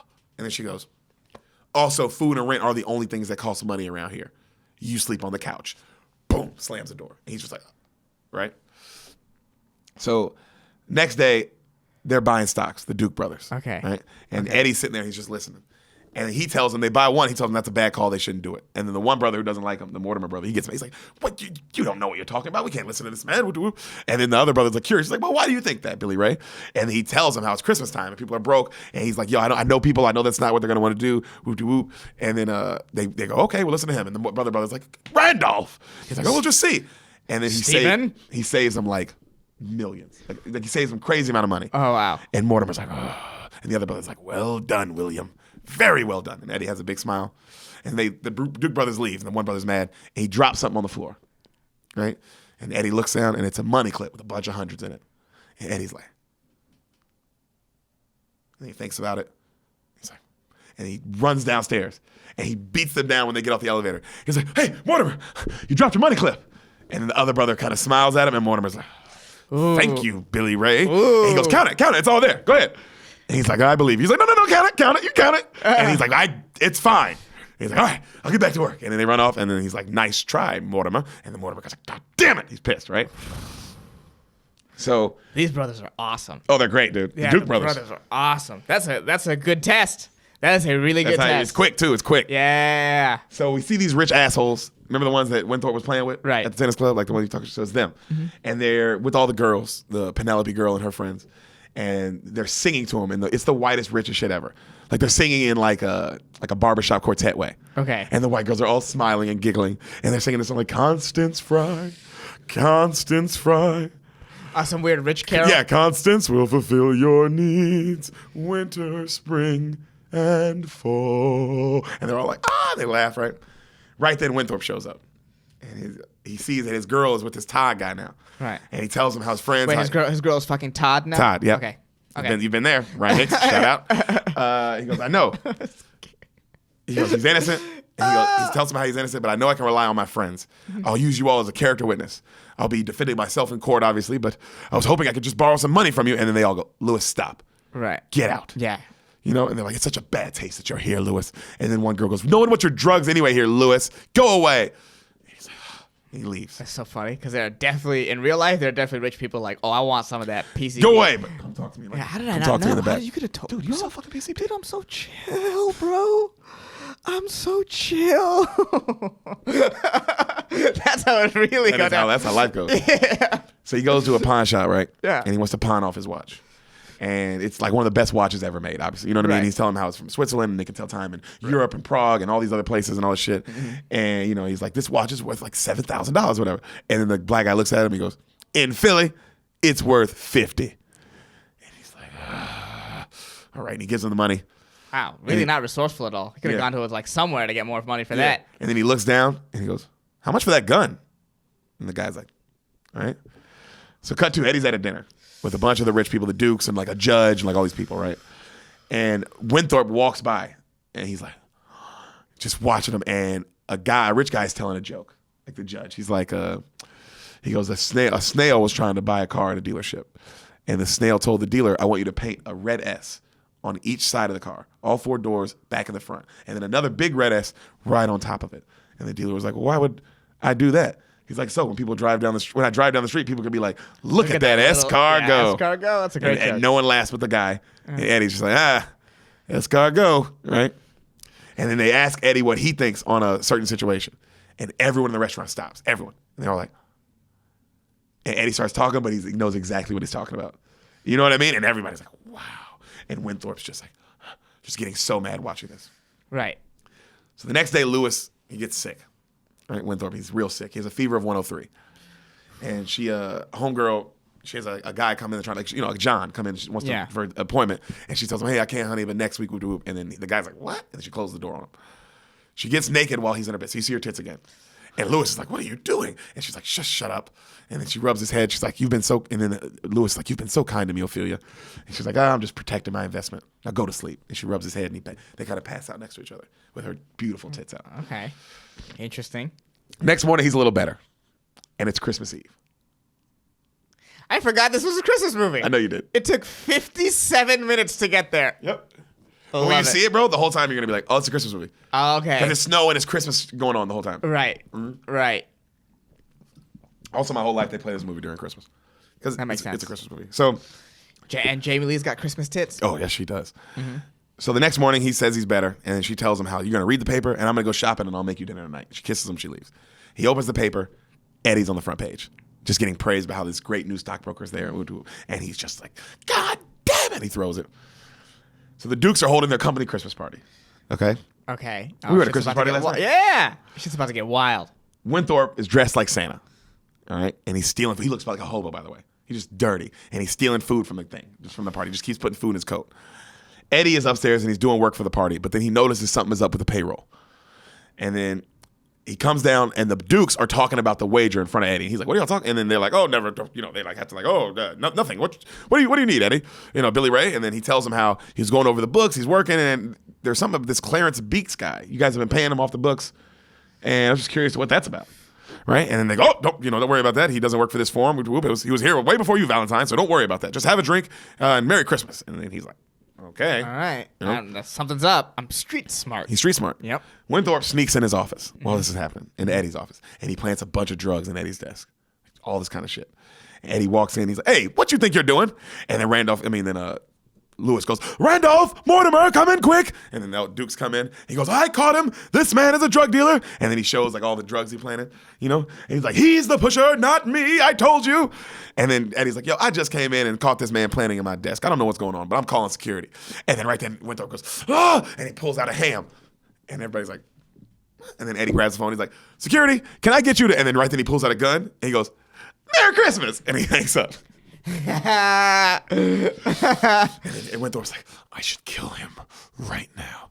And he's like, and then right then the other guy's like, put the gun away, Winthrop. And then security comes in, and the Dukes are like, Winthrop, and he goes, and he goes, and he runs out, just yelling with the gun up, and they're all looking at him, And then he stops at the door. He goes, you all will be very sorry, very sorry. And the Dukes are like, Winthrop, we can explain. And he runs through the party, and he hops on the table, and then he points the gun at everybody, and they all drop to the ground.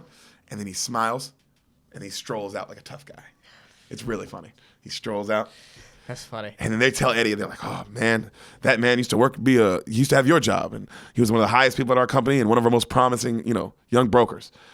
And then Mortimer's like, man, I can't believe Winthrop turned to crime like that. And then Eddie goes, yeah, but people like that, you can't be soft on them. And then one of the Randolph goes, but Billy Ray, he's poor, he's hungry, he has nowhere to go. And then he goes, yeah, but he had money to buy drugs. Trust me, I know these kind of people. You can't be soft on these kind of people. And then they look at each other like, all right. As he's saying that, he's pocketing drugs, by the way. Real smooth. You see Eddie pocket a big joint. Amazingly funny. That's amazing. So Winthrop's outside. He's getting hammered. He's just getting hammered and hammered. Eddie. It's funny how in the 80s, the answer to that, like in people's minds, or if a guy does that in the office, he's coming up with a whimsical revenge plan. Now we know it's like, oh, that nigga's gonna shoot this place up, bro. Yeah, I can't believe he didn't already. You guys got lucky. Also, call the police. Call the police. It's happening. It's happening. So Eddie goes to the bathroom to spark up. Yeah. Right then the Dukes come in. He hides on the toilet and he eats the joint. He's like, Right then they come and they check the bathroom. They think nobody's in there, and then you hear He's hiding on the toilet. Yeah, you hear the Randolph go, "Pay up, Mortimer. I won the bet." And then Mortimer's like, "Fine, here, $1." And the Randolph's like, right? And then Eddie's like, "What the fuck?" He's kind of watching. And then one brother goes, "We took a useless psycho like Valentine and turned him into an executive. And then we took a good, honest, hardworking man like Winthrop and turned him into a deranged criminal." And they're just like, they're proud of themselves. And then they go, "Now how do we get him back?" That's what Mortimer goes. And then Randolph goes, "Well, how do we get him back?" And Mortimer goes, "I don't want Winthrop back." And then Randolph goes, "So we keep Valentine?" And then Mortimer goes, "You think I would have a nigger run our company?" And the brother goes, Wait, "Neither would I." Did he really say that? Yeah. Amazing. Amazing. That's great writing. 1983. Yeah. Awesome. No, awesome. No fear. No fear. No fear. Real shit. That's Real what makes shit. the movie real. That's what makes it great. That's exactly how they would talk.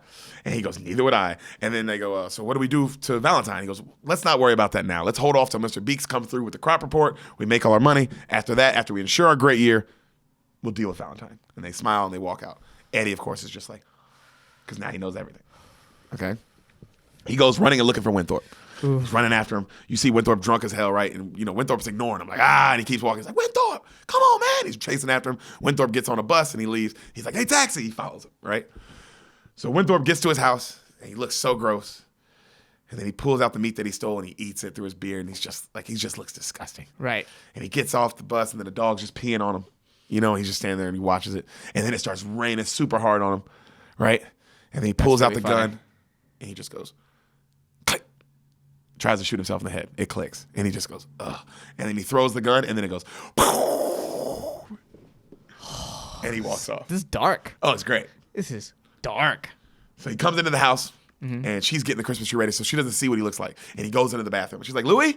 And then right then Eddie runs in behind him and he's like, "Is Louis Winthrop here?" And then she's like, 1 second. And she bangs in the bathroom like, Louis, it's Valentine. Louis, he's here. Louis. And then they both kick open the door and he's knocked out in the bathtub and like a bottle of pills is like on the ground. And they go, "Louis!" Scene ends. This movie's fucking crazy, right? Whoa. Dude, 83 in the 80s they could write movies, bro. I didn't expect him to kill himself, let alone twice. Yo, bro, this movie's on some. This is not even 80s. This movie's on some real Amazing deal shit. Yes, sir. Shit. Yes, sir. That shit would be real in any situation. Oh yeah, it's great. Yeah, this movie's on another level. So the doctor tells him, and Coleman and Jamie Lee, like, hey, he's gonna be asleep for a while, but when he wakes, no excitement, he'll be fine. They're like, okay. So a little bit later, he wakes. You know, he looks up and he sees Coleman, and he goes, oh, it was a dream. Oh, Coleman. And then Coleman was like, good morning, sir. He's like, Merry Christmas. And he's like, oh, Merry Christmas, Coleman. Oh, God, I had the worst nightmare. And he tells him everything that happened, right? And he goes, and it was all just because of some horrible, terrible, awful Negro. And he looks over and Eddie Murphy's like, what? And he's like, I'll kill you. And then he jumps and he starts choking him. I'll kill you. I'll kill you. And then Eddie's like, it's the Dukes. It was the Dukes. It was the Dukes. And they pull him off. He's like, it was an experiment, man. They used us as guinea pigs. And then he looks over at Coleman and Coleman's like, it's true, sir. He's like, what? He goes, they ruined my life? And then he goes, yeah. Eddie's like, over a bet. A bet? For how much? And Eddie's like, $1. Woo. And his face, bro, of the acting, just because I can't imagine hearing that. You're like, just shaking with anger. Yeah. Oh, God. Ooh. And he goes, fine. This is shaky to your core. And he grabs a shotgun, that. cocks it, right? And then he goes, you know, shooting him I don't think is the best idea. That's what Eddie Murphy says. And he goes, well, do you have any better ideas? And he's like, yeah, best way to hurt rich people. Turn them poor. And then Winthrop kind of stops, and then he looks at Coleman, and Coleman's like, you didn't take too fondly to it yourself, sir. He's like, you're right. I didn't like that. All right, I like this. How are they going to bring these rich guys down? This is now the rebels versus the Empire. So they're sitting there, they're watching TV, they're thinking of a plan. They show Beeks across the screen. And they say how he is the security for the crop report that's coming out. He's got a handcuff to his thing. He's the guy who knows the crop. Remember how the money and all that? Yeah. That's why, okay? And then Jamie Lee immediately goes, hey, that's him. And they go, what? They go, that's the guy. They go, what guy? He's like, that's the guy that paid me to kiss you. And she's like, really? And then right then they go, and then Clarence Beeks, and then they both jump up and go, Clarence Beeks. Right? And then they go, oh, the name from payroll. And then they look at each other, and Winthrop's like, they're going to corner the market. And then Eddie Murphy goes, unless someone stops him. And then Winthrop goes, or beats him to it. And they both smile at each other. Whoa. They're going to corner a market? What a awesome revenge plan. That's like not a normal, we'll kick their asses. No. We're going to corner the market. The only way to hurt them. Yeah. So Beeks calls the Duke brothers. Beeks calls the Duke brothers from a payphone. Right. Eddie is on another line listening in. Okay. And he hears where they're going to meet, and Beeks is getting there by train and what time he's going to be there. Okay. Right, so they get all the information. We see Beeks getting on the train. There's a huge costume party going on. Oh. You know what I mean? A huge costume party. And he gets on the train car, and they show a drunk guy acting like an asshole in a gorilla outfit. Right? You just see him. Right. And then you see these two guys dropping off an actual gorilla in the back of the train, like in a cage and all that shit, like a gorilla that's getting dropped off to like the New York Zoo or some shit. Hilarious. Okay? Yeah. This thing is a gorilla, bro, in a cage. Yeah, this is the you know what? There always has to be one ridiculous ass scene. Oh, always. That's how you make comedy. So the gorilla's like right by Beeks' window, and Beeks is like, this is very much like Lion in The Hangover. Right? Is it like that? Or it's just like here's just a random big animal. yeah, kind of like that. Yeah, a little bit.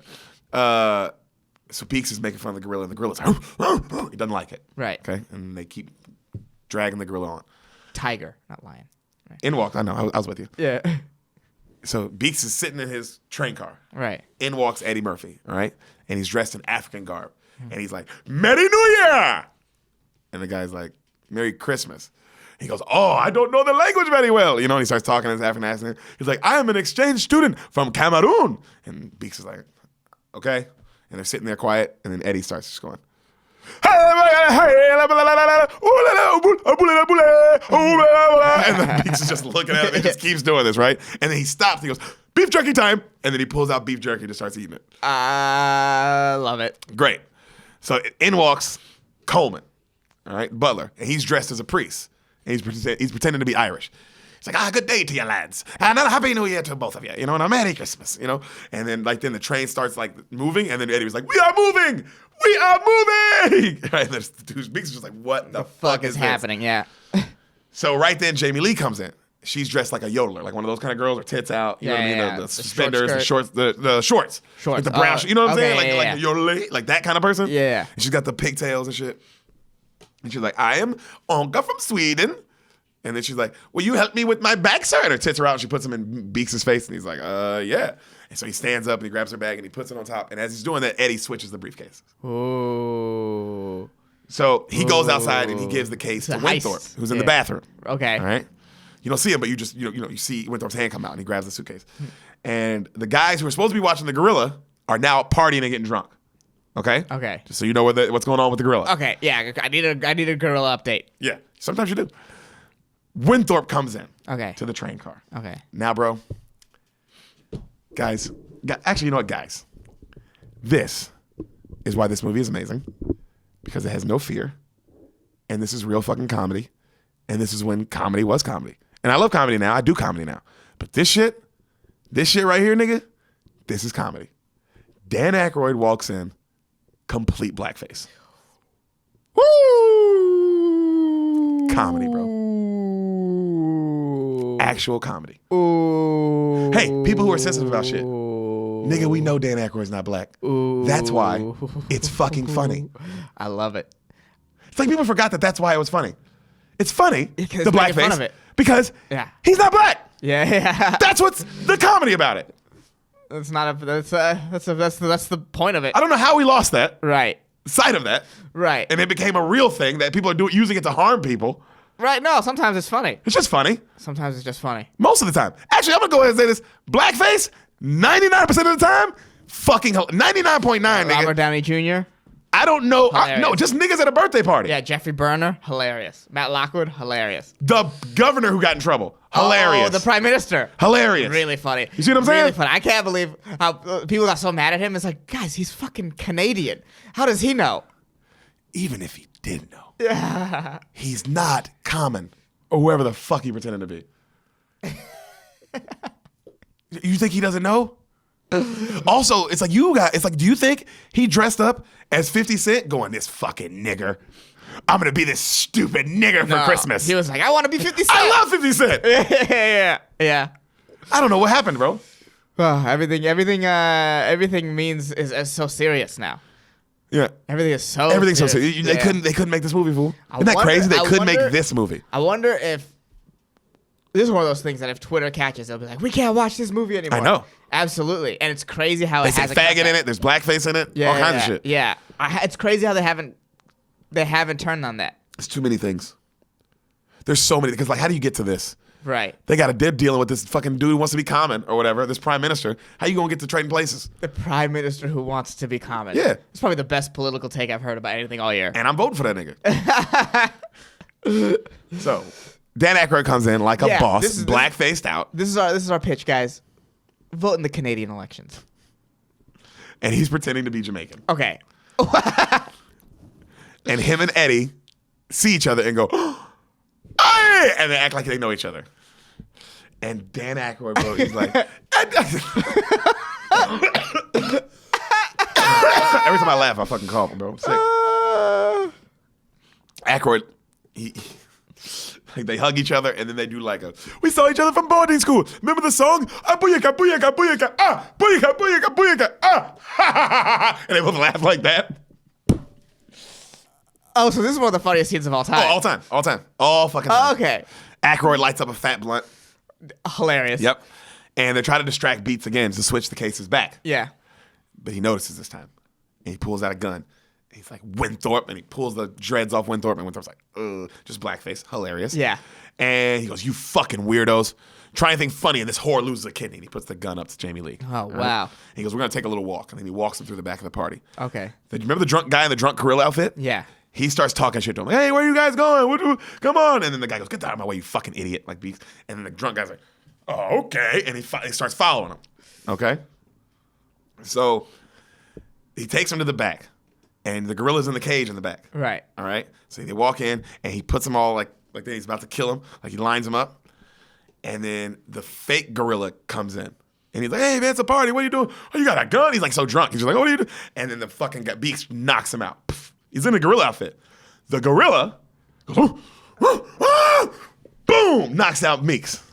So now Beaks and this gorilla are knocked out. And then those four are just like, what just happened? Right. Okay? Yeah. Hilarious. So they tie him up and they tape his mouth shut. Right.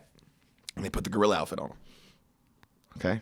And then they look up at the gorilla, and the gorilla's like, Oh my God, is he about to get fucked by a gorilla? So the two drunk guys watching the cage, they finally come back, and they're hammered now. And they go, man, sometimes they look so human, it gives you the creeps. And he's like, and then the other guy looks at the other gorilla, and the other gorilla's like, and he starts like humping. And he's like, man, the other gorilla's horny. And then Beaks goes, like, you know, the face you make when you're about to get raped by a gorilla, and there's nothing you can do. There's nothing you can do. Whoa, this movie is turned up. So the This Dukes, is crazy. The Dukes finally show up to that parking lot where they were supposed to meet Beaks. Right. All right. And Eddie is now in the dark pretending to be Beaks. And he's like, stop right there. And he shines a big light, bright light in their eyes so they can't see. Right. You know? And they go, what, you got the reports, Beaks? And he goes, toss over the money. And they go, okay. They show him all the big briefcase of money and they slide it over. And then he slides over the reports. And they're like, thank you, Beaks. And then you see Eddie Murphy and he smiles and he walks off. Right. All right. So the next day, Coleman gives Eddie and Winthorpe his life savings. He's like, this is everything I earned. Whoop de whoop, please don't lose this. And they're like, oh, come on, Coleman, you know we got you. And then Ophelia, same thing. She gives her life savings. She's like, I hope you know what you're doing, Louis. He's like, I do. And then Coleman goes, what are you guys going to do? And they look at each other and they just smile. And they don't say anything. And then him and Jamie Lee just start making out. Okay? Love it.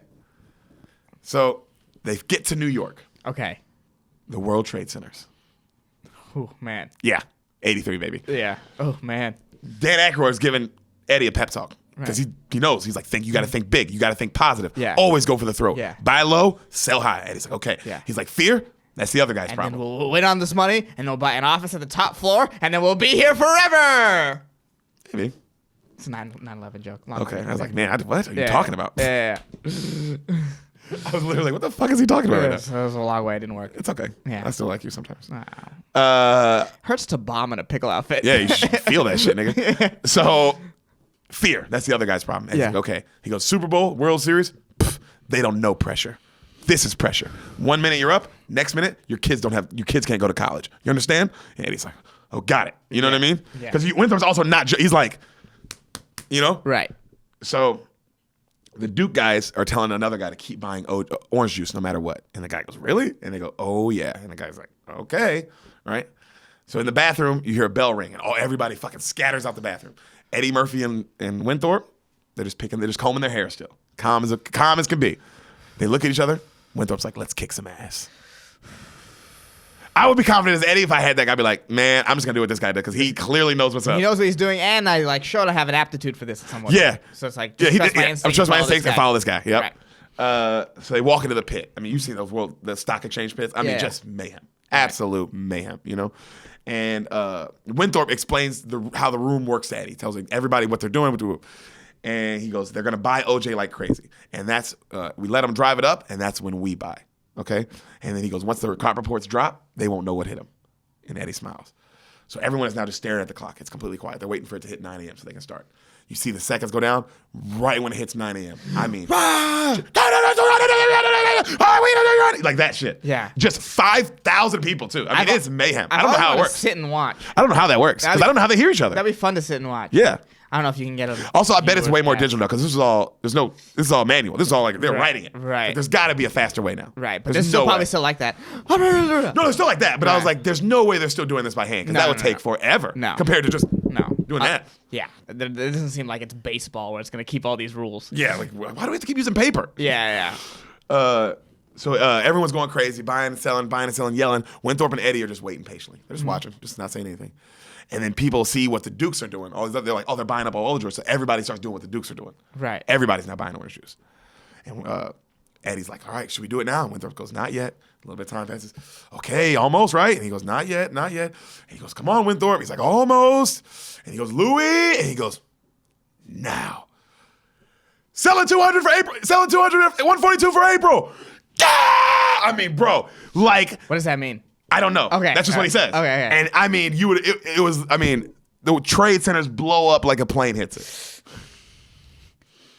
What's up? Damn. You're welcome. Yeah. And Way to the stick that landing. Duke brothers are just panicking now because they're like, what? You know, and they see this Winthorpe Right. and them, and the price is now dropping on orange juice like it's just dropping like crazy. And then they go, this is ridiculous. This can't be. We saw the crop. Unless the crop report. And then they look at each other like, oh, God, help us. And then they start trying to go down. Right? They get down, but as they're trying to get down, it's too crazy. I mean, it's too crazy. Yeah, it's too much. And everyone is surrounding Winthorpe and Eddie. Every single person, right? Mm-hmm. And the price is just dropping and dropping. And right then the TV cuts on. Okay, and everybody stops. And they all look up, and they're like, and now the Secretary of Agriculture. And the guy comes out, and he's like, your annual crop reports for the season. And Eddie and Winthorpe, they look at each other, and they smile. And then the guy goes, the winter has not affected the harvest in any way. People lose their fucking mind. And they're just buying more from Eddie and Winthorpe. More. I don't know what any of it means, but it means something. Right. Okay? And then they smile, and they don't say anything as people keep asking to buy more, and they just wait. The Duke still can't get through. They're still just trying, please. And it's too crazy. And then Eddie and Winthorpe right then, they go, calmly, who wants to buy them? Even crazier than the first time. Right. And then they're just smiling, and Eddie's like, come on, for you. Get one too. Okay, you want one? You got one. They're killing. They're just fucking having a good time now. They're laughing. The fucking Dukes are like, oh, they're just complete yelling and panicking, like, oh my God. And then finally, the buzzer goes again, and everything stops. And then Eddie and Winthorpe, they get their final sales, and they look up, and the Dukes are just speechless. And then on the board it says OJ 29, and they look at each other and they're like, and then Eddie and Winthorpe, they hug, and Eddie's just like on him, and Winthorpe's spinning him around. And the Dukes are just like watching. And then they stop, and they look over, and they're like, oh, what's up, Dukes? How'd y'all make out today? And they go, how could you do this to us? After everything we've done for you, Valentine Winthorpe. And he goes, and he's like, oh, no, you don't understand. See, Lewis and I, we made a bet. See, I said that we could get rich and put you guys in the poorhouse by the end of the day. Lewis here didn't think we could do it. And Lewis is like, you're right, Eddie, I lost. And here you go, $1. And Eddie's like, ooh, thank you, Lewis. And then they walk off all happy. And then the fucking IRS comes, all right, and they come up to the Duke brothers, and they're like, guys, we hate to do this to you. We know you've been a part of this for a long time, but you know the policy. All payouts are due by the end of this day. And then the guy goes, you want us to pay $394 million by the end of the day? Yeah, we can't do that. And then the judge says, well, if that's the case, we have to seize your company and all your assets. And the brother goes, oh my God. And the other brother goes, we're ruined. And then Mortimer's like, you can't sell our seats. Our grandfather started this company. We've been on these seats since they did it. You can't do this to us. You can't do this. And he starts screaming. And then the older brother has a heart attack, right? And then they go, oh, your brother, Mortimer, your brother. And he goes, fuck him. It's so funny. He's yelling. And then he's like, turn the machines back on. And the camera pans out, turn them back on. So the one brother's having a heart attack. So they wheeling the one brother out, and he's just like, where's Beaks? And Mortimer's like, you idiot. And then they show Beaks on a ship, and he's getting sent to Africa with the other gorilla. And then they're like, should we take him out and separate him? He's like, no, leave him in the cage. They're in love. And they show Beaks' eyes, and he's just like, the eyes you have when you've been raped by a gorilla? Continuously? Oh, my God. And he's about to go to Africa. Oh, my God. Also, no one notices that this is a man in a gorilla outfit. Amazing. Because it's when you see it, you're like, oh, it's a man in a gorilla outfit. It's so clearly a man in a gorilla. Dude has human eyes. So, on a beach, you hear boom, boom, boom, boom, like Caribbean music playing. And you hear Eddie, he goes, Coleman, what should we have for lunch? Lobster or crab? And Coleman's like, I don't know. And he turns, and he goes, how about both? And he orders from his butler. Hilarious. He has a beautiful woman now. He's got a butler. Hilarious. And the butler's like, whatever you say, Mr. Coleman, of course. And he runs off. And then they look out. They're on the beach, right? They're all laying on the beach. And they look out, and there's a nice yacht on the water, kind of like pinned up. Right. And then you see Jamie Lee in a bathing suit. She's looking out. And you see Winthorpe, and he's laying down on the yacht, And then they hold up their glasses, and they toast each other. And then you hear Winthorpe go, looking good, Billy Ray. And then Eddie goes, feeling good, Lewis. And he smiles. Camera pans out. Trading places. That was fun. That was fun telling it. Whew, man. That was high-paced. Yeah, dude. Something's always happening. Good movie. The writing was superb. Oh, man. I enjoyed that. And I'm glad I got to be a pickle for all of it. Yeah, dude. And you get to watch Trading Places now. You get to see a classic. I get happy for you when you get to see things like this, because it's like, man, this movie's so fucking good. It deserves to be watched. Man. They really did a phenomenal job. Mm-hmm. And Merry Christmas, Beaners. Merry Christmas.